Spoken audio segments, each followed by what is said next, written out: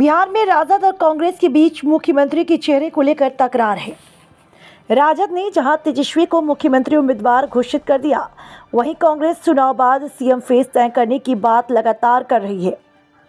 CM face को लेकर उठे इस विवाद को सुलझाने और चुनावी रणनीति तय करने के लिए इंडिया गठबंधन ने 17 अप्रैल को बैठक बुलाई है। बिहार चुनावी मुहाने पर खड़ा है। सभी सियासी दलों ने अपनी अपनी तैयारी शुरू कर दी है। कोई रैली कर रहा है, कोई यात्रा, तो कहीं बैठकों का दौर जारी है।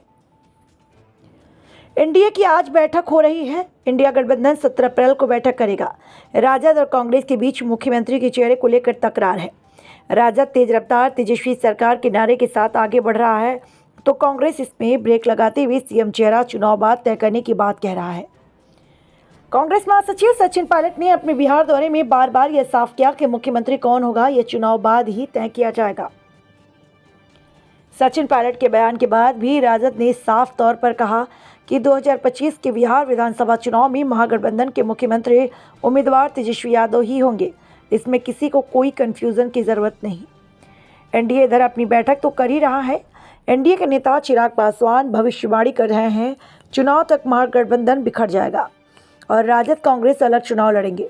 पिछले दिनों लालू प्रसाद यादव ने कहा था कि तेजस्वी यादव को मुख्यमंत्री बनने से कोई नहीं रोक सकता। इस पर कांग्रेस के सुर अलग हैं। बहरहाल इन उलझनों को सुलझाने के लिए 17 अप्रैल को पटना में बैठक बुला ली गई।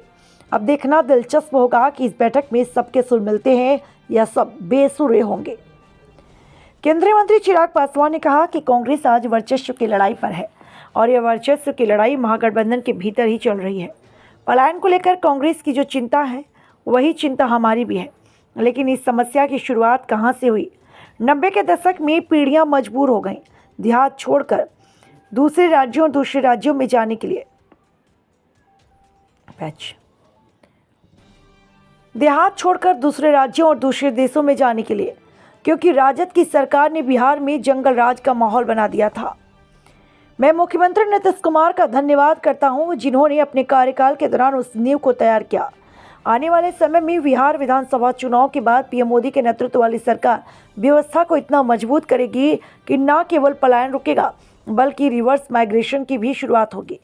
मैं मानता हूं कि विधानसभा चुनाव आते आते कांग्रेस राजद के बीच मतभेद इतने बढ़ेंगे कि वे लोग अलग होकर चुनाव लड़ेंगे।